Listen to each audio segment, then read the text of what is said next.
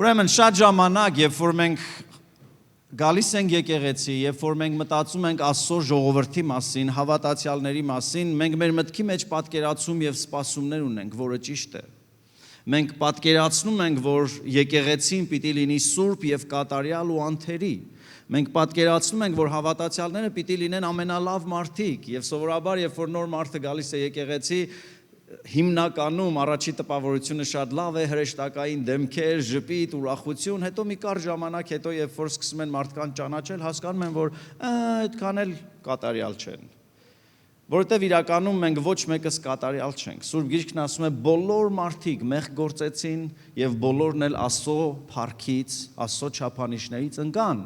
Հիմա Աստված մեր հետ սկսել է գործ անել եւ այդ վիճակից մենք բարձրանում ենք, որպես անհատներ, որպես եկեղեցիներ, ինչքան կտևա, չգիտենք, բայց Սուրբ Գիրքն ասում է, երբ որ նա գա ու նա գալու է մեկ օր, ու մենք հեռու չենք նրա երկրորդ գալուստից։ Երբ որ նա գա, նրա պես ենք լինելու։ Երբ որ նա գա իր եկեղեցին, պիտի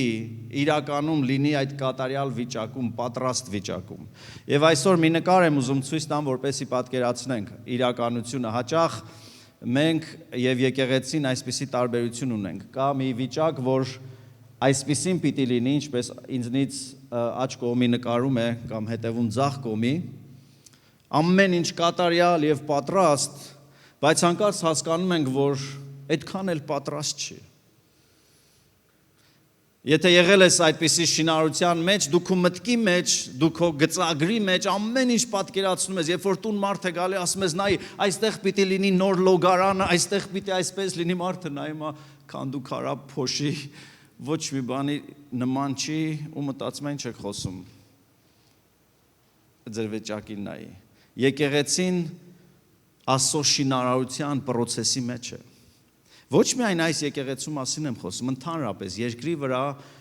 Աստված շինում է իր եկեղեցին, process-ները գնում են։ Այո, մենք կարող է դեռ այն կատարյալ վիճակին չենք հասել, բայց երևի այն է չենք, ինչ որ երեք էինք կամ անցյալ տարի էինք։ Եվ սա նաև վերաբերվում է ամեն անհատի, որ այստեղ նստած է։ Աստված քեզ համար կատարյալ ծրագիր ունի, Աստված քեզ համար ամբողջական պլան ունի։ Ինչպես է սկսվում Աստծո գործը, ինչպես է Աստված սկսում վերականգնել մարդկային կյանքը կամ եկեղեցին, դրա մասին կարող ենք լավ պատկերացում ունենալ, երբ որ սկսում ենք կարդալ Նեհեմիայի գիրքը, եւ ես խրախուսում եմ ձեզ, որ կարդաք։ Այսօր առաջի 3 գլուխներից հատվածներ եմ պատմելու, երևի չեմ կարդա, բայց կխնդրեմ, երբ որ տուն գնաք, կարդացեք Նեհեմիա առաջի, երկրորդ եւ երրորդ գլուխները, ավելի կհասկանաք ինչի մասին է խոսքը։ Ինչ է կատարվում։ Ժողովուրդը, որին Աստված ընտրել էր, ժողովուրդը, որին Աստված տվել էր մեծ խոստումներ, հանկարծ 70 տարի գերության մեջ է եւ անգամ հեռու է իրեն պատկանող երկրից, որտեղ ինքը պատկանում է։ Եվ այս 70 տարվա գերության մեջ իրանք կարծես կարոտով ետ էին նայում ու երազում էին, որ ախր մենք սրա համար չենք, ախր մենք այս ժողովուրդը չենք, սա մեզ վայել չէ, բայց հարցը ինչու էին հայտնվել այդտեղ, հենց ինքը Նեհեմիան տալիս է, ասում է, որովհետև մենք քո օրենքները թողեցինք, որովհետև մենք դադարեցինք քո ճանապարհների համեմատ ապրել։ Դրա համար հանկարծ մեկ օր արթնացանք ու տեսանք, որ մեր թշնամիները մեզ գերի են տարել ու մենք հայտնվել ենք միտեղ, որ չենք ուզում լինել։ Բայց այս պատմությունը նրա մասին է, թե Աստված ինչպես է կարողանում նորից տալ երկրորդ հնարավորություն ու կառուցել մեր քանդված կյանքը, կառուցել մեր քանդված եկեղեցին, կառուցել մեզ որպես ժողովուրդ։ Եվ եթե այսօր այդպիսի վիճակում ես, որ նայում ես շուրջդ եւ բացի ավերակները, խնդրեմը, հոգսը, ուրիշ ոչինչ չես տեսնում, ճիշտ տեղ ես եկել։ Որովհետեւ միասին պիտի հասկանանք ինչպես է Աստված վերափոխում, ինչպես է Աստված վերածնունդ տալիս մեզ կամ մի ամբողջ ազգի։ Եվ ես հիշում եմ այն ժամանակը, երբ որ նոր ամուսնացել էինք Տաթևի հետ եւ մեր տունը վերակառուցում էինք, սարքում էինք եւ այնքան շատ էր հոգսը ու այնքան շատ էր անելիք գործը, որ անգամներ գալիս էի, մտնում էի այդ տուն, նստում էի մի ցեմենտի պարկի վրա կամ մի քարի վրա, նայում էի շուրջս, անհուսության մեջ ու մի հարց էի տալիս ինձ ու Աստծուն ու ասում էի, տեսնես երբևէ սա տուն կդառնա թե չէ։ Տեսնես, երբևէ կլինի այն օրը, որ մենք գանք որպես ընտանիք, սենց հանգիստ նստենք, մաքուր հյուրեր ընդունենք, ուտենք, խոսանք, ծիծաղենք, որովհետև այդ պահին այնքան մեծ էր այդ ավերվածությունը, այնքան մեծ էր խնդիրները, որ դժվար էր հավատալ, որ հնարավոր է գա այդ օրը, բայց եկավ այդ օրը։ Եվ Նեհեմիայի պատմության մեջ մենք տեսնում ենք այսպիսի մի վիճակ։ Առաջի գլուխ 4 խոսքի մեջ Նեհեմիան նկարագրում է ինքը Նեհեմիան գերի ընկածների մեջ է, Բաբելոն է տեղափոխվել իր հարազատ երկրից, հայտնվել է թագավորի պալատում որպես ծառա։ Նրանցից ոչ մեկը չպիտի ծառա լիներ, բայց հիմա ծառայում են իրենց թշնամիներին։ Եվ Նեհեմիայի գործը նա է, որ ասում է ես թագավորի մոտ մատրվակ է, այսինքն գինու բաժակ բռնող կամ գինի մատուցող։ Եվ մտածում ենք շատ ժամանակ, լավ position ուներ, լավ դիրք ուներ, որովհետև թագավորի պալատում էր։ Այո եւ ոչ։ Մի կողմից թագավորի պալատում լինելը բախտ է, ով չի ուզի։ Բայց մի ուրիշ կողմից այդ դիրքը, որ նա ուներ, այդքան էլ պատվավոր չէր, ինչ էր մատրվակի գործը, որովհետև այն ժամանակ չկար այսօրվա տեխնոլոգիաները կամ այսօրվա գիտությունը, ամեն անգամ, երբ որ թագավորին կերակուր էր մատուցվում, պիտի լինեին մարդիկ, որ իրենք պիտի փորձեին։ Եվ եթե որևէ մեկը դավ էր հյուսել, որ թագավորին սպաներ, պիտի մեռներ ինքը խմողը։ Եվ Նեհեմիան այդ բաժակ բռնողն էր, որ եթե խմեր, պիտի թունավորվեր, ուրեմն նշանակում է, որ նրա գինը, նրա կարևորությունը այդքան էլ շատ չէր, որովհետև դու կմեռնես, հաջորդը կգա, դու կմեռնես, հաջորդը կգա։ Այսինքն մի մեծ դեմք չէր ինքը, բայց 4-րդ խոսքի մեջ գրված է հետևյալն, ասում է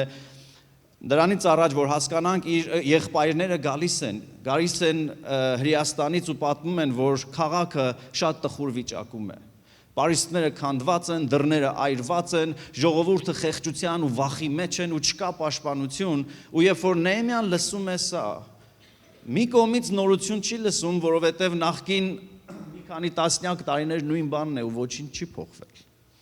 Բայց այս անգամ ասում է, երբ որ ես այս խոսքերը լսեցի, նստեցի ու լաց եղա։ Եվ սուգ արեցի մի քանի օր։ Եվ ծոմ պահեցի ու աղոթք էի անում երկնքի Աստծո առաջ։ Եվ սա համար առաջի կարևոր բանն է, որ մենք Նեհեմիայի պատմությունից սովորում ենք։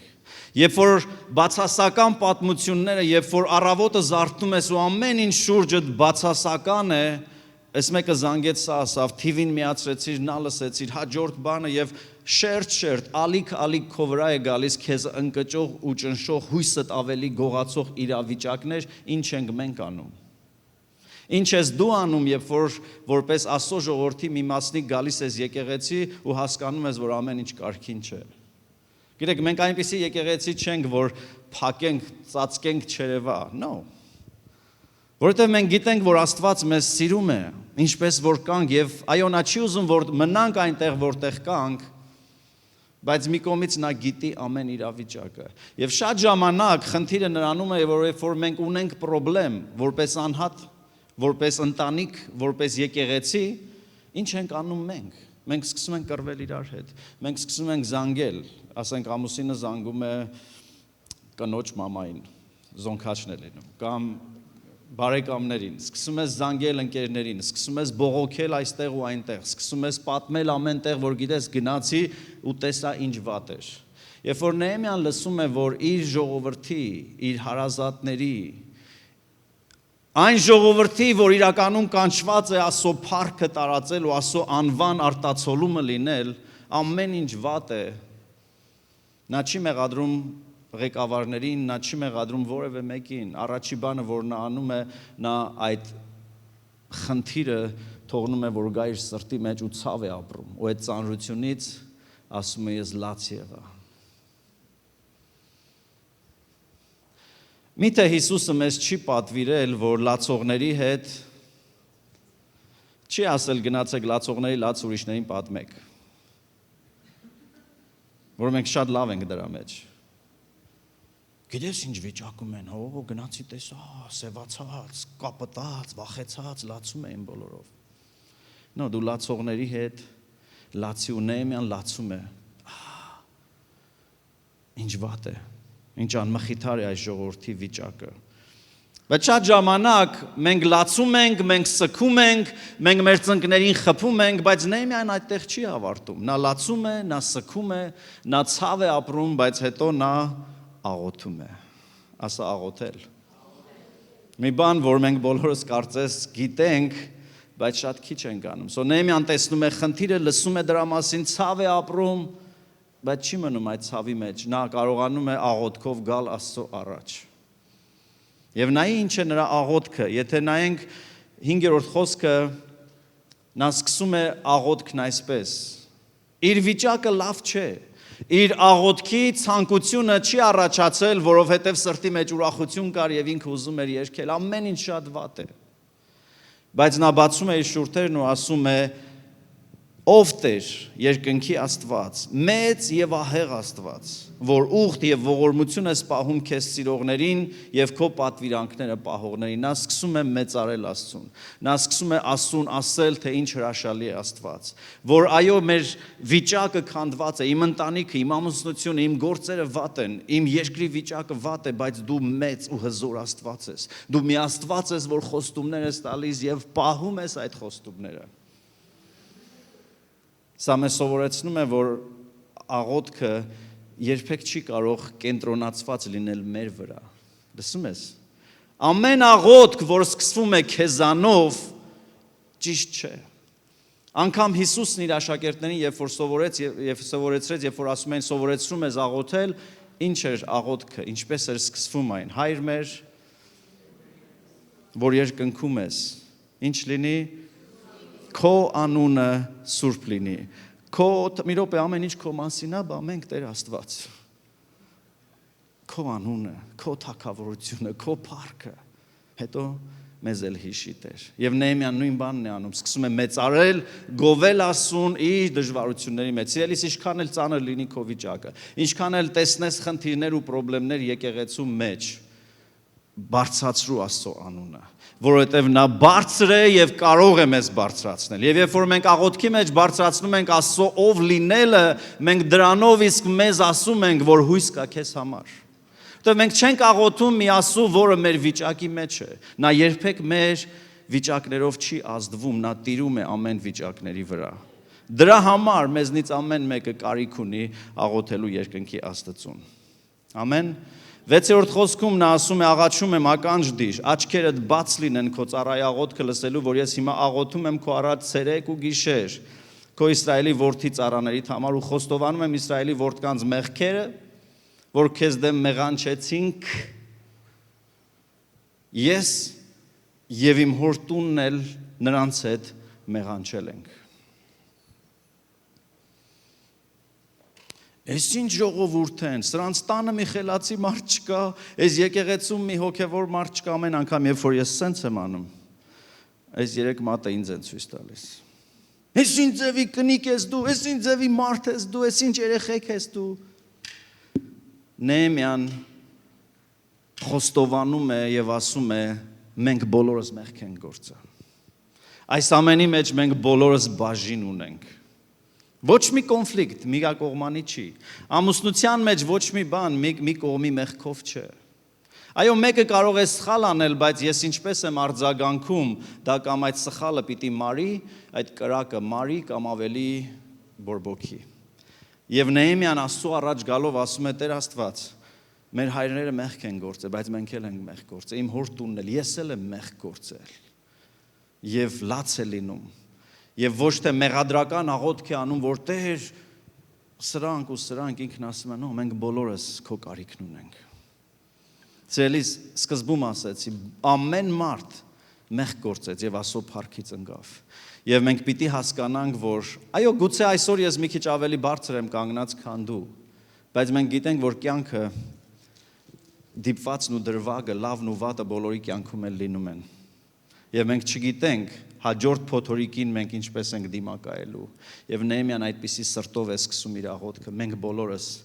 քո առաջ մեղավորներ ենք Տեր, բայց օգնի մեզ։ Երբ ես վերջի անգամ այն հոգսի համար, որ քեզ այդքան նեղացնում է, աղոթել երկնքի Աստծուն, մեծարելով նրա անունը, որ նա կարող է փոխել քո իրավիճակները։ Չեմ ուզում պատասխանես, բայց մտածի, որտեղ մենք անverջ կարող ենք բողոքել ու նեղվել, բայց երբ ու ինչպես է գալու լուծումը։ Նեհեմիայի պատմությունը մեզ սովորեցնում է, որ առաջի քայլը խնդիրներից ազատվելու եւ Աստծո ողորմության ձեռքը տեսնելու սկսվում է աղոթքով։ Աղոթք, որ կենտրոնանում է Աստծո վրա, աղոթք, որ բարձրացնում է Աստծո ով լինելը, աղոթք, որ ճանաչում է սեփական խեղճությունը ու կարիքավոր լինելը։ Աղոթքը ոչ թե մի վիճակ է, որի մեջ մենք թելադրում ենք Աստծուն, թե մենք ինչ ենք ուզում։ Աղոթքը օգնում է մեզ, որ մենք համահունչ դառնանք, align եղնենք Աստծո ուզածների հետ։ Շատ մարդիկ ասում են, դե ինչի համար աղոթեմ, այսքան աղոթեցին, ու աղոթքը միայն ասել չի, որովհետև Աստված առանց ասելու արդեն գիտի մեր մտքերը։ Բայց աղոթքն ավելի շատ հասկանալ, գիտակցել եւ այդ քայլով Աստծուն ասելը, ես քեզ թույլ եմ տալիս գաս իմ իրավիճակների մեջ, արի փոխելու, արի անելու այն, ինչ դու ուզում ես անելու։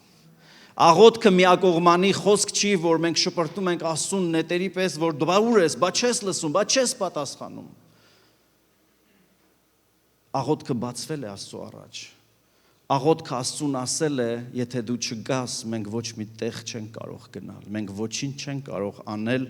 առանց քեզ, եւ դա պետք է սկսվի նաեւ սեփական խոստովանությամբ, ընդհանրական խոստովանությամբ, ճանաչելով մեր սխալը։ Այո, ասեցի, կարող է դիմացինը սխալ է արել, բայց որն է իմ սխալը։ Դիմացի մեքենայի վարորդը գիժ էր, իսկ ես հայհոյող։ Դիմացի մեքենայի վարորդը թմրամոլ էր կամ հարբած էր, իսկ ես, այսինքն ինչպես եմ ես արձագանքում, դա շատ կարևոր է։ Երկրորդ բանը, որ մենք տեսնում ենք Նեհեմիայի պատմության մեջ, Նեհեմիան այս բեռը ունենալով, այս ցավը ունենալով, շարունակում է մտածել եւ աղոթել, եւ երկրորդ բանը, որ զարմանալի կարող է թվալ, նա գնում է աշխատանքի։ Լսում ես, նա գնում է իր գործին, գրված է հաջորդ օրը, երբ որ գնացի, ասում է թագավորի առաջ, Նեհեմիա երկրորդ գլուխ առաջի խոսք եւ երկրորդ խոսքն ասում է, եւ եղավ Նիսան ամսում, Արտաշես թագավորի 20-րդ տարվա մեջ, որ գինի կար թագավորի առաջ, եւ ես վերցրեցի գինին եւ տվեցի թագավորին, եւ նրա առաջ երբեք տրտմած չէի կանգնել, ու թագավորն ինձ ասեց, ինչու համար է երեսդ տրտմած, քանի որ դու հիվանդ ես, սա ուրիշ ոչինչ չէ, քան սրտի ցավ, եւ ես խիստ վախեցա։ Ուրեմն երկրորդ բանը, որ շատ կարևոր է, լինելով այս մեծ հոգսի տակ, ունենալով այս անձնական, ընտանեկան, ազգային խնդիրը իր սրտի մեջ, նա գնում է գործի։ Կողքինիդ ասա, շարունակի գործի գնալ։ Thank you։ Որտեվ շատ հոգևորներ մտածում են, որ գործը հոգևոր չի։ Գործը շատ հոգևոր բան է։ Որտեվ Սուրբ Գիրքն ասում է, ով չի ուզում գործի, ով չի ուզում գնա գործի, թող հաց էլ չուտի։ Լսում եք։ Ով չի ուզում աշխատի, թող ախորժակի դեղ խմի, որ չուզենա ուտել, որովհետև հաց չի հասնում նրան ըստ Սուրբ Գրքի, ով որ չի ուզում աշխատել։ Հալելույա։ Գործը պարգև է Աստծուց, անգամ երբ որ դու աշխատում ես քո ազգին նեղացրածների մոտ։ Ուրեմն Նեհեմիան գնում է գործի եւ իր գործի բնույթով չի կարող տրտմած երևալ, պետք է միշտ ժպիտով գնա։ Customer service, միշտ ժպիտով, բարձր ժպիտով պիտի գնաս, եւ հանկարծ այնքան բեռը շատ է ինքս են ժպտում, բայց թագավորը հասկանում է, որ շատ տրտմած ես այսօր։ Գիտեք, ասում է, երբ որ հասկացավ թագավորը տրտմած եմ, ես շատ վախեցա, ինչ կա վախենալու։ Որտեվ ոչ մեկն այդ ժամանակ իրավունք չուներ թագավորի առջև կանգնել տրտմած դեմքով։ Պիտի գլխատեին։ Բայց հրաշքը, որովհետև Նեհեմիան իր խնդիրը բերել էր Աստծո առաջ, որովհետև Նեհեմիան թակել էր երկնքի դուռը ու Աստծուն ասել էր, արի ու մի բան արա, Աստված նրա աղոթքը պատասխանում է այս կերպով, հանկարծ թագավորի ուշադրությունը, աշխարհիկ թագավորի, մի թագավորի, որը գերել է Աստծո ժողովրդին։ Հանկարծ նրա սիրտը դառնում է Նեհեմիային ու ասում է. «Քո նման չես»։ Եվ Նեհեմիան այստեղ ասում է. «Ինչպես կարող եմ ուրախ լինել, երբ իմ հայրերի քաղաքը ավերակների մեջ է»։ Երանի ամեն սիրտ այս դահլիճի մեջ կարողանար ասել. «Ես ինչպես ուրախանամ, երբ իմ հայրերի քաղաքը, այն քաղաքը, որ Աստված որոշել է, ավերակների մեջ է»։ Դրա խորհուրդն այսօր եկեղեցին է, բայց նաև վերաբերվում է ամեն մեկիս կյանքին, որովհետև Աստված ամեն մեկիս համար թանկ փրկագին է տվել։ Բայց Նեհեմիան ասում է. «Ես ինչպես ուրախանամ, երբ որ իմ ժողովուրդը մեծ նեղության մեջ է»։ Ինչի Նեհեմիա ջան, բախտդ բերել է փառք տու Աստծուն, լատես ինչ յուրահատուկ առավելություն ունես, քո ժողովուրդը անպաշտպան քաղաքում է, դու թագավորի տանը առոգ-փառոգ նստած, էլ ստեյք կուտես, էլ խորոված կուտես, էլ քյաբաբ կուտես, թագավորի ամրոցը ով է գրավելու, ապրի էլի, բախտդ բերել է, Աստված օրհնել է, այլա չուծախմին այ։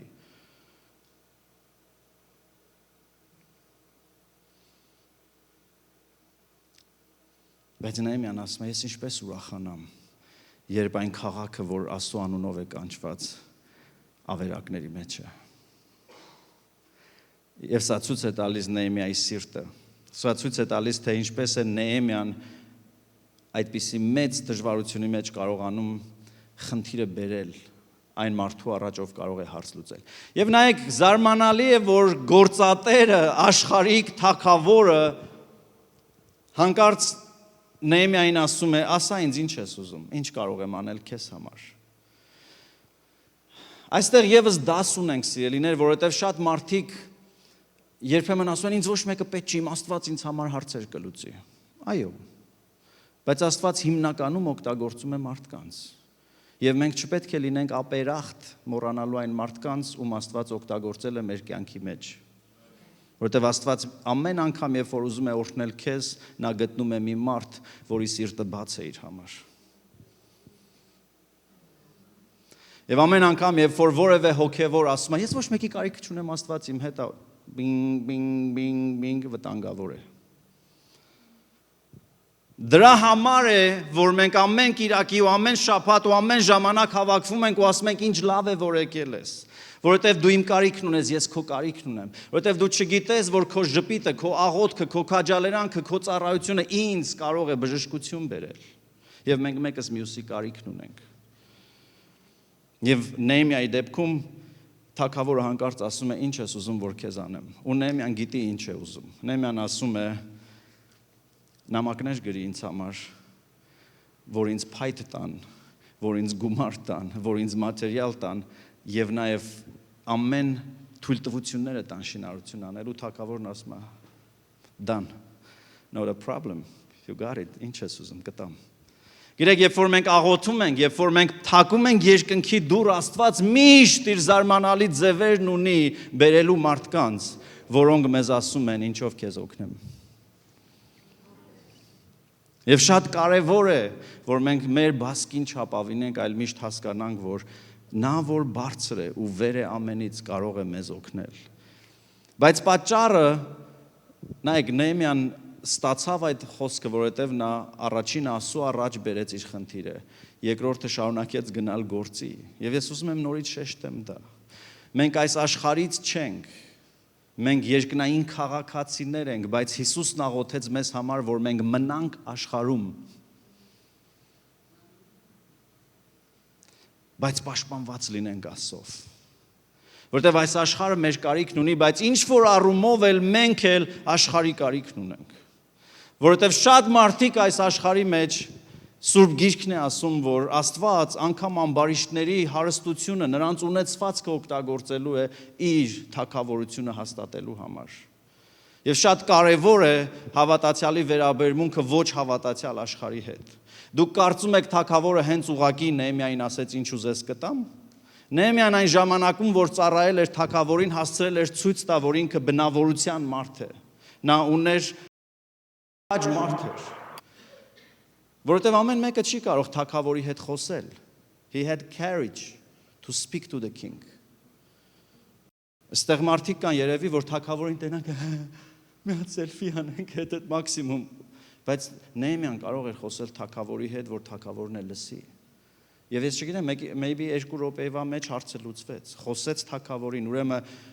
մանավանդ երիտասարդներին եմ ասում։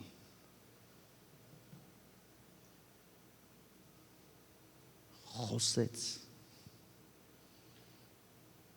Խոսալը պարգև է Աստծուց։ Խոսալը հրաշքներ է անում։ Մի վախեցի խոսելուց։ Ու ավել էլ մի խոսա։ Բայց խոսալը դռներ է բացում։ Անցյալ շաբաթ, 2 շաբաթ առաջ, երևի, անցյալ շաբաթ մենք մեր ծառայողներով գնացել ենք մի մեծ կոնֆերանսի, 7 հոգով գնացել ենք։ Եվ այնտեղ էր նաև մեր եկեղեցիների ընտանիքի, այսպես ասած, առաջնորդը, որ 470 եկեղեցիների պատասխանատու է։ Իմ սրտի մեջ մի բան կար եկեղեցու հետ կապված։ Հետո եթե Աստված տա ժամանակ եւ առիթ մանրամասները կասեմ, բայց մի բան, որ իմ սրտի մեջ հոգս էր։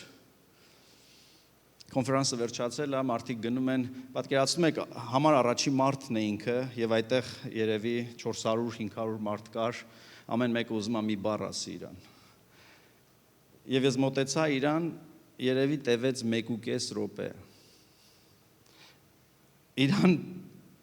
շնորհակալություն ասի, այդ խնդիրը բերեցի, եւ ես սա ասում եմ որպես Աստծո շնորհ, բայց նաև ընդգծելու թե ինչ կարևոր է խոսալը, բայց այդ խոսքը, այդ իմ 1 րոպեանոց խոսքը պատճառ եղավ, որ ինքը 3 րոպե իմ հետ խոսեց։ Ու ասավ բաներ, որից հետո ես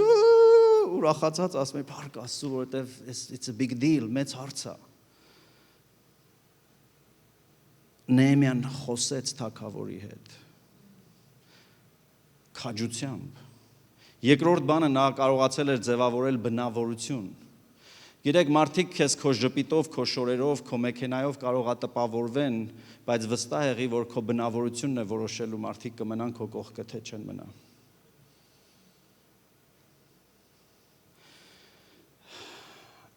Մարդիկ կան, որոնց ես գիտեմ, որ կարող եմ զանգել,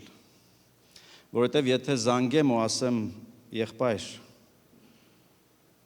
այսպիսի հարց կա, գիտեմ, որ այդ եղբայրը 100 պատճառ չի փնտրի, excuse չի փնտրի ասելու, որ գիտես ես զբաղված եմ, այլ հարցը կլուծի ու դա բնավորություն է։ Եվ ես ուզում եմ լինել այդպիսի բնավորության մարդ։ Նեհեմիան այդպիսի մարդ էր։ Երրորդ բանը, նա գործունյա էր, գործունակ էր։ Competence, կարող էր հարց լուծել ու թագավորը գիտեր, որ այսքան նամակը գրեմ։ Պատկերացնում եք թագավորը նամակ գրեր մեկ այլ երկրի թագավորին, ու անկարծ Նեհեմիան թափթփված գար, չիմանար, որ ապրանքը ինչ է ուզում։ No, թագավորը վստահ էր Նեհեմիայի վրա, որ ում որ Նեհեմիան հանդիպեր, պիտի հարգեին։ Ամեն։ Չորրորդ բանը Նեհեմիան նվիրված մարդ էր։ Նա նվիրված էր իր գործին ու թագավորը դա տեսավ։ Գիտես, պիտի նվիրված լինես քո ընտանիքին։ Ամեն օր պիտի նվիրված լինես։ Միայն ֆինանսական մատակարարումը դեռ բավարար չէ։ Ով է հոգալու քո ընտանիքի էմոցիոնալ կարիքները, ով է հոգալու քո ընտանիքի մնացած կարիքները։ Բայց Նեհեմիան նվիրված էր, իր ազգին նվիրված էր Աստծուն եւ ամեն բան անելու էր այնքան, մինչեւ որ տեսներ պատրաստ վիճակ այն ամենի, ինչ որ ինքը ուզում էր անել։ Հաջորդ բանը, որ տեսնում ենք Եկրուսի 5-ի մեջ, երբ որ թագավորն ասում է ինչ անեմ քեզ համար, ասում է ես ասեցի թագավորին, եթե թագավորին հաճելի է, տեսեք ինչ պրոֆեսիոնալ ձևով խոսում է, եթե ձեզ հաճելի է։ Այդ ամեն ինչը իր ու իր ժողովրդի մասին է, բայց ինքը սկսում է թագավորին ասելով, եթե ձեզ հաճելի է։ Եվ ծառատ հաճելի է քո առաջ, ինձ ուղարկիր, որ գնամ Հրեաստան, ասա ինձ ուղարկիր։ Գիտես, եկեղեցում այսօր շատ են մարդիկ, որ ասում են, Տեր Աստված, այս եկեղեցու խնդիրները օրհնի փաստորից կարենա այդ հարցերը լուծի։ Նեհեմիան չէր ասում թագավորն ապրած կեն այնքան ժողովուրդ ունես մեկին ուղարկի այդ հարցը լուծի, թագավորին Նեհեմիան ասում է, ահա ես։ ինձ ուղարկի։ Եսայա մարգարեն իր գրքի մեջ գրում է, որ տեսա ասուն, փառքի մեջ, փառավորված ու գահին նստած ու երկնքից մի ձայն էր գալիս, որ Աստված երկրին ասում էր, ով կգնա ինձ համար, ում ուղարկեմ իմ գործերի համար։ Եվ գիտեք որն է ցավալի, որ լռություն էր։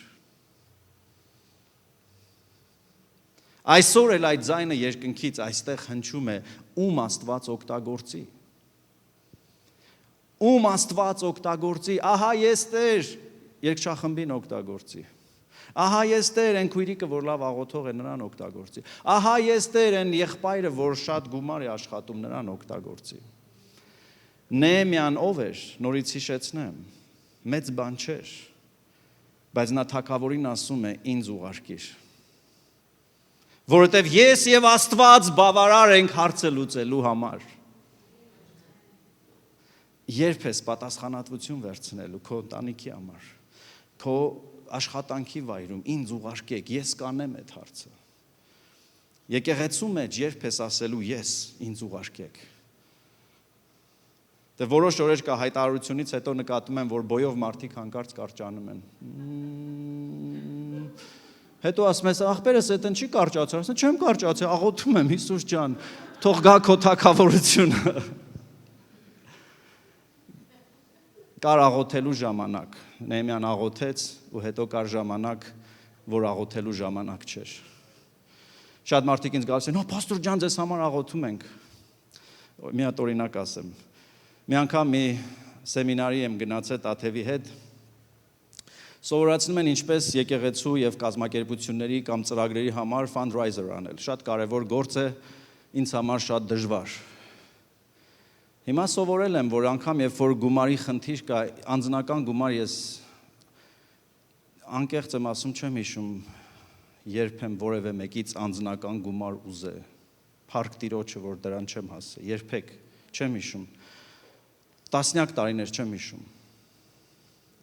բայց Աստծո գործի համար եղել է ժամանակներ, որ Տաթևն ասել է, դու գիժ ես այդ մարդկանց, այո, գիժ եմ Հիսուսի համար, որտեվ ինձ համար չեն անում, նայեք, երբ որ նայում ենք Ջոն Քեսել Աֆրիկայում ինչ է անում եւ ես ասում եմ եկեք օգնենք,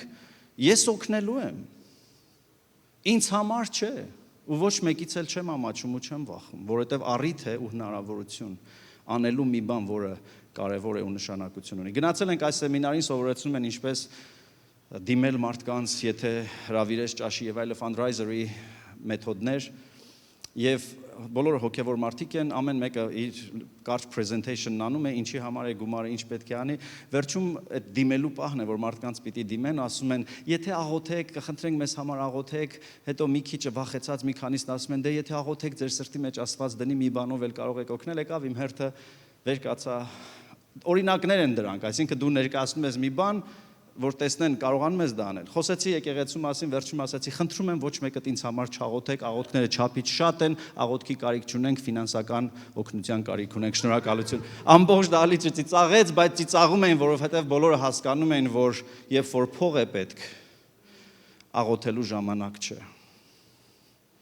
Երբ որ փայփերը փոխել է պետք, աղոթելու ժամանակ չէ։ Երբ որ այս հատակը լվանալ է պետք, աղոթել պետք չի։ Պետք է վերցնել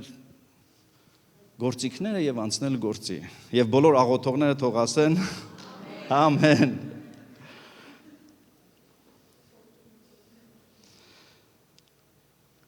Եվ վերջի բանը, որի վրա ուզում եմ ուշադրություն դարձնեմ, միանգամից անցնում եմ 3-րդ գլուխ։ Երբ որ բացեք 3-րդ գլուխը ու կարդաք, ի վերջո թագավոր Նեեմիային տալիս է ամեն ինչ, տալիս է ժամանակ, տալիս է գումար, տալիս է նամակներ, ասում է գնա, թող քո Աստվածը քեզ հետ լինի, արա ինչ սրտիդ մեջ կա։ Եվ երբ որ դու կարդում ես այս հատվածը, դու կարող ես մտածել, որ Փառք Հիսուսին Նեեմյաների համար։ Անկամ կարող ես նայել ինձ այսօր, որպես այս եկեղեցու հովիվ ու մտածել, որ դե մենք էլ Նեեմիա ունենք։ Ես չգիտեմ բնակչությունն ինչքան էր գերեվարված ժողովրդի կամ Հրեաստանում մնացած ժողովրդի, բայց մի մարդ էր պետք, որը սրտի ցավով կարող էր վեր կենալ աղոթքով եւ պատրաստ լինել մի բան անելու։ Սա 3-րդ գլուխը կարդում ենք եւ շատ բան չկա, այդ ամենաանհետաքրքիր մասն է, որից կարող ես քարոզ պոկել։ եթե բացեք հիմա 3-րդ գլուխը, ամեն մեկը ձեր հեռախոսի մեջ, կտեսնեք մարդկանց անուններ։ Որտեղ Նեհեմիան գալիս է հետ իր ժողովրդի մեջ եւ սկսում է ասել, որ գիտեք, ինչքան է տևալու այս թշվառությունը։ Ինչքան 70 տարի մենք երազում ենք, որ Երանի այս քաղաքը շինվեր։ Երանի այս քաղաքի դարպասները վերականգնվեին, Երանի ծառայությունները լավ անցնեին, Երանի քահանաները իրենց գործն անեին, Երանի։ Եվ շատ երգեր կան Երանի մասին։ Երանի։ Բայց սիրելիներ, այդ տասնամյակներից հետո, որպեսզի Երանին դառնար իրականություն, պետք էր մի մարդ, որը գիտեր Աստծուն ճանաչել, որը գիտեր Աստծուն վստահել, որը գիտեր աղոթքի զորությունը, որը գիտեր, որ միայն լացը ու միայն ցավը ու միայն ողբալ ու ասել վայ քորանամ ես, վայ ես ինչ եղավ, դա չի օգնել ու ոչ մեկին չի օգնել։ Այո, կա սուքի ժամանակ, բայց սուքն անվերջ չի կարող մնալ։ Մեր Աստծո կարևոր որակներից մեկը նա է, ասում է, նա սուքի տեղ տալիս է մեզ փառաբանության պատմության։ Նա մի Աստված է, որ սուքը փոխում է գովաբանության։ Եվ այն ժամանակ, երբ որ քո սքի մեջ, քո ցավի մեջ, քո չեմ կարայի մեջ, քո պրոբլեմի մեջ, քո վայ ինչ անեմի մեջ հանկարծ հասկանում ես, որ երկինք ու երկիր ստեղծող Աստծո ձեռքը չի կարճացել ու նա ականջը չի ծանրացել լսելուց, այլ երևի թե մեր մեղքերն են բաժանել, դու սկսում ես քո աղոթքը նրան ասելով փառք ես, որ դու մեզ երեսից չես գցում, փառք ես, որ դու ձեռքդ երկարում ես մեզ փրկելու, փառք ես, որ դու նորից տալիս ես հնարավորություն ու ներում ես իմ ընտանիքի, իմ ազգի ու իմ եկեղեցու մեղքերը։ Ու երբ որ այդ աղոթքը լինում է, հանկարծ Աստված գործի տեղի մարդկանցով, աշխարհիկ մարդկանց միջոցով սկսում է գործել ի օգուտ Աստծո ժողովրդի։ Ես հաճախ եմ մարդկանց ասում, գիտեք, մարդիկ ասում են, հովիվ, բայց ես էլ եմ ուզում ծառայող լինեմ։ Ես է։ Եվ մեզնից ամեն մեկը կանչված է Աստծո տան մեջ, Աստծո թագավորության մեջ, այս կյանքի մեջ մի բան անել, որը կներկայացնի Աստծո փառքը։ Պատճառը, որ Նեհեմիան ուզում էր տեսնել այդ քաղաքը բարելավ վիճակում, նա նայում էր խնդրին ու ասում էր, արդյոք սա ներկայացնում է մեր Աստծուն։ Արդյոք սա է մեր Աստծո պատկերը, արդյոք շրջապատի ազգերը նայելով այս քաղաքին պիտի ասեն մեծ է ձեր Աստվածը։ Չէին կարող ասել, որովհետև ավերակներից ամեն մի կտորը կարող էր խոսել ու ասել, բա ձեր Աստվածն ուր է։ Եվ այսօր էլ քո տան մեջ, քո ամուսնության մեջ, այս եկեղեցու մեջ, քանի դեռ շարունակում են մնալ ավերակներ, ես հարց եմ տալիս, արդյոք սա է լավագույն պատկերը, որ մեր շրջապատի մարդիկ պիտի ճանաչեն Աստծուն։ Ինչի ենք ուզում, որ այս տունը լինի անթերի, կատարյալ, որովհետև ամեն մարդ, որ մտնում է այստեղ, իր մտքի մեջ կա, որ սա երևի Աստծո տուն է, գնամ տեսնեմ։ Ու երբ որ գալիս է Աստծո տուն ու տեսնում են ամեն բան թափթփված, եւ ինչպես տեսնում եք, ոչ մի բան այստեղ թափթփված չէ։ Հրեշտակները չեն մաքրել։ Աստված չի մաքրել, մարդիկ են մաքրել, որոնց շնորհակալ ենք։ Երբ որ այս ամեն ինչը կահավորված ու արված է ու դեռ վերջնական տեսքի չէ, Աստված չի արել, բայց մարդիկ, ովքեր ուզեցել են ամեն բանի մեջ Աստծուն ներկայացնեն, արել են ու դեռ շարունակելու են անել։ Ու լավ է, որ կար մի մարդ, բայց երբ որ կարդում ենք 3-րդ գլուխը, 3-րդ գլխի մեջ 6 անգամ տեսնում ենք կառուցել բառը, 6 անգամ ասում է այսինչը իր գերդաստանի հետ շինեց այս հատվածը։ 6 անգամ կարդում ենք մարդկանց անուններ, որոնց ոչ մեկը չի ճանաչում, բայց ասում են նրանք շինեցին այս հատվածը։ 35 անգամ կարդում ենք այսինչյանները վերանորոգեցին, repaired this part։ 6 անգամ շինեցին, բառը կա, մի գլխի մեջ, 35 անգամ repair, բառը կա, վերականգնեցին։ Աղոթքի մասին բան չկա։ Ծոմի մասին բան չկա։ Մարդիկ, ովքեր ձեռքով գործել էին։ Մարդիկ, ովքեր Նեհեմիայի կողքին կանգնել էին, ասել էին, Նեհեմիա, Աստված սկսել է գործը, բա մենք ինչ անենք, ասա։ Մենք շինենք, մենք վերակառուցենք։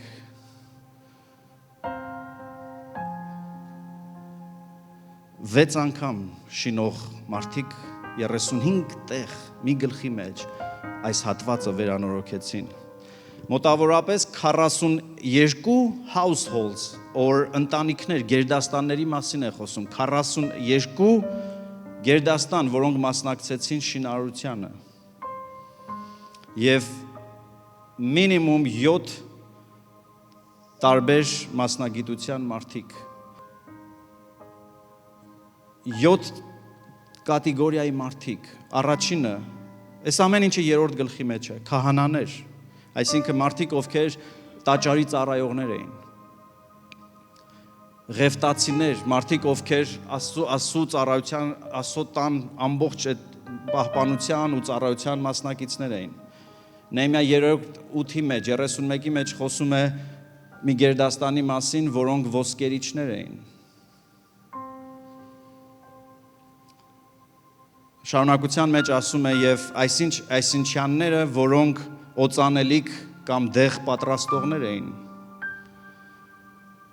31-ի մեջ ասում է սրանք ու սրանք անուն ազգանուն կամ գերդաստան, որոնք առևտրականներ էին։ 12 խոսքի մեջ ասում է սրանք պաշտոնյաներ եւ իշխանավորներ էին, այսինքն պաշտոնավոր մարդիկ էին, իշխանության մարդիկ էին։ Եվ 7-րդ կատեգորիան ասում է տաճարի ծառաներ էին։ Բայց եթե մի քիչ հետ գնանք նորից 6 անգամ ասում է, որ այս մարդիկ, ովքեր կային, նրանք շինում էին։ Եվ 35 անգամ ասում է այս ինչյանները կամ այս տոհմը կամ այս գերդաստանը վերանորոգեց։ Գիտեք, եթե գնանք այն առաջին նկարին, որ պատրաստի ու չպատրաստի վիճակը կար, այսօր մենք որպես եկեղեցի կիսապատրաստ վիճակում ենք երկու իմաստով, թե շենքը եւ թե որպես եկեղեցի, որպես հոգևոր մարմին, ոնց է դա կառուցվելու։ Այդ սկսվում է միաբանությամբ, մի մարդը ոչինչ չի անի։ Աստված եւ մի մարդ էլի ոչինչ չեն անի։ Աստված, մի մարդ եւ մի աշխարհիկ թագավոր էլի ոչինչ չեն անի։ Ես հիշում եմ Հայաստանում նոր սկսել էի ծառայել, երիտասարդ էի, առաջի հոգևոր ճամբարս էի գնացել, ոգևորված հետ եկանք մեր երիտասարդների խմբով ու ես շատ էի աղոթում, որ եկեղեցին զարթոնք ապրի, արթնություն, revival։ Եվ այսօրվա պես հիշում եմ այս դրվագը ու նոր սկսել էի ծառայել, երիտասարդները իմ շուրջ հավաքվում էին, ես non-officially երիտասարդների պատասխանատուն էի եւ հայտարարեցինք, մենք նոր դահլիճ էինք վարձել, որ վարժարանի դահլիճ էր, որ տարիներ որպես պահեստ էր ծառայել։ Ամբողջ այդ ապրանքը, որ պետք չէր, հանեցինք, սկսեցինք ժողովներ անել, հատակը փայտի էր, բայց գույնը հայտնի չէր։ Այնքան տարիներ փոշի էր նստել։ Ավլել էինք, տենց մտել էինք, եւ չգիտեմ ամիսներ մենք այդտեղ ժողով էինք անում։ Եվ հանկարծ այդ ճամբարից երբ որ ետ եկանք, ես երիտասարդներին հայտարարեցի, որ պետքա մաքրություն անենք, դահլիճը մաքրենք։ Եվ հետաքրքիր էր, որ հաջորդ օրը երբ որ եկա մտա դահլիճ, դուռը սրապես էր, դահլիճի սկզբից էր մտնում, ներողություն, վերջից էր մտնում։ Երբ որ մտա դահլիճ, առաջի բանը, որ իմ աչքին զարնեց, հատակի գույնն էր, անուշ շագանակագույն brown color, հանկարծ փայլում էր։ Եվ ես այդ բոլոր ամիսներին, որ մենք այդտեղ ժողով էինք արել, չէի տեսել այդ հատակը տենց փայլուն։ Ինչ էր տեղի ունեցել, այս երիտասարդները այնքան ոգևորված էին, որ պիտի մաքրեն Աստծո տունը, լվացել էին, հետո Հայաստանում ով դպրոցա գնացել, գիտեն, դպրոցի հատակը նավթով էին լվանում։ Ուրիշ պարագաներ չկար, նավթի այդ հոտը մինչև հիմի քթիս մեջ կա, նավթը երբ որ քսում էր, փայլում էր։ Եվ այդ օրը դահլիճը փայլում էր եւ ես մտա զարմացած ու հենց դրան մոտ ինձ Տեր ասավ նայի, ես փոխել եմ այս ժողովրդի սիրտը։ Նայի, ես փոխել եմ այս ժողովրդի սիրտը, որտեվ ամիսներ, շաբաթներ մարդիկ մտնում էին, գալիս էին ու ոչ մեկի պետք չէր այդ հատակը գույն ունի, չունի, պատուհան կա, չկա, բայց երբ որ Աստված փոխում է քո սիրտը, դու երբ որ անցնում ես մտածում ես, որ ինչի է շարքը ուղիղ չի, այստեղ աղոթելու բան չկա, ամեն մեկը կարա այդ շարքը ուղի։ Երբ որ դու սիրտ ունես, դու դուրս ես գալի ու տեսնում ես մեքենաները չգիտեն ոնց դուրս գան։ Քանի դեռ Աստված քո սրտին գործ չի արել, նայում ես թե ով ում է խփելու ու հետո էլ ասել քշել չգիտի։ Բայց եթե Աստված քո սիրտը փոխեր, պիտի դուրս գայր ասեր քույրս, սիրելիս, կարելի է ես ձեզ օգնեմ։ Որտեվ երբ որ սիրտդ փոխվում է, քո գործողություններն են փոխվում։ Իսկ այստեղ Նեհեմիա 3-րդ գլխում խոսում է, որ 42 գերդաստան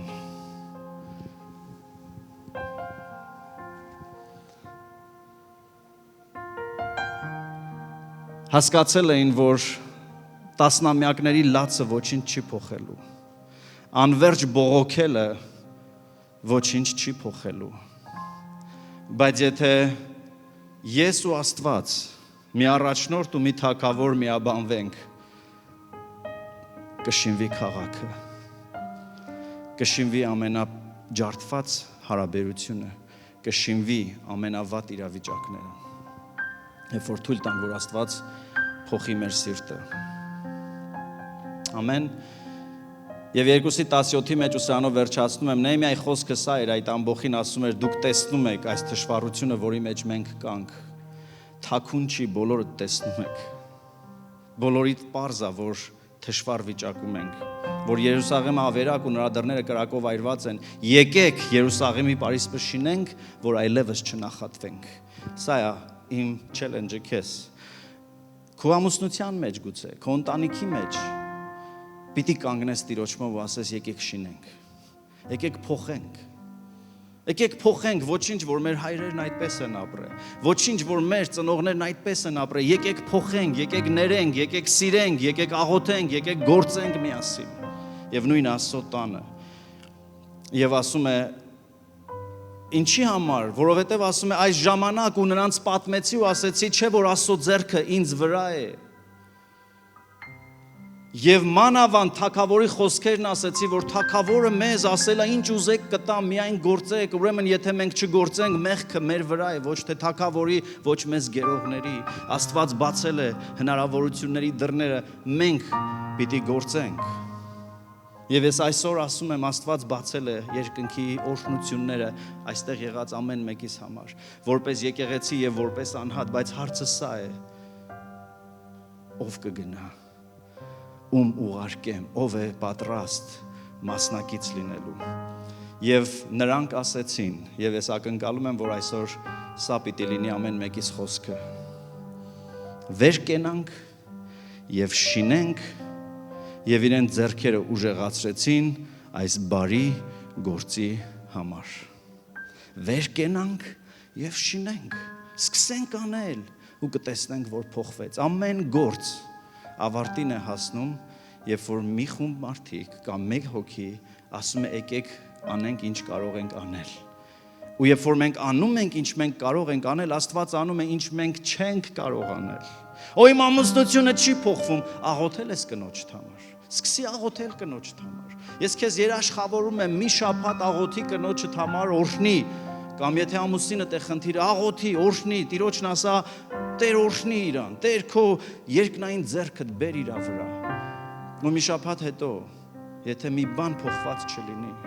գուցե նա չի փոխվի, բայց ես երաշխավորում եմ քո սրտի մեջ մի բան փոխվելու է։ Դու հանկարծ հավատալու ես, որ Աստծո բարի ձեռքը քո վրա է ու ամեն ինչ կարող է փոխվել։ Ամեն, բայց այսօր ես ու դու ուզում եմ, որ կարողանանք սրտանց ասենք, եկեք վեր կենանք ու շինենք։ Աստված կանչել է մեզ շինելու։ Եվ Տերն ասել է, եթե ես չշինեմ, շինողները իզուր են աշխատում։ Բայց երբ որ Տերը շինում է սիրելիս, ոչ մեկը ու ոչ մի բան չի կարող կանգնեցնել։ Նա որ բարի գործ է սկսել ձեր մեջ, Սուրբ Գիրքն ասում է, մինչև վերջ կտանի։ Նա ով բարի գործ է սկսել ձեր մեջ, նա մինչև վերջ պիտի տանի։ Եվ այսօր որ դու այստեղ ես, դա նշան է, որ Աստված քո մեջ գործ է սկսել։